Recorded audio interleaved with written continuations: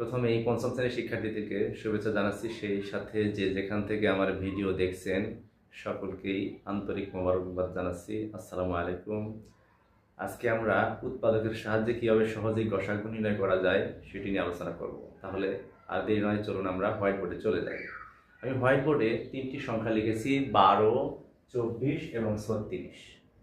12 এর সকল গুণনীয়কগুলো আমরা বের করে ফেলেছি। 12কে 1 দিয়ে ভাগ করা যাবে, 2 দিয়ে ভাগ করা যাবে, 3 দিয়ে ভাগ করা যাবে, 4, 6 এবং 12কে 12 দিয়ে ভাগ করা যাবে। সেই সাথে 24 এর সকল গুণনীয়কগুলো হলো 1, 2, 3, 4, 6, 8, 12, 24 এবং 36 এর সকল গুণনীয়কগুলো হলো 1, 2, 3, 4, 6, 9, 12, 18 এবং 36।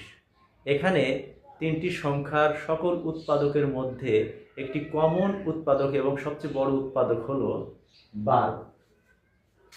এই 12 সংখ্যাটি সবগুলো সংখ্যা বা উৎপাদকের মধ্যেই রয়েছে। 3টি সংখ্যা অর্থাৎ 3টি সংখ্যার সবচেয়ে বড় এবং কমন উৎপাদক বা গুণনীয়ক হলো 12।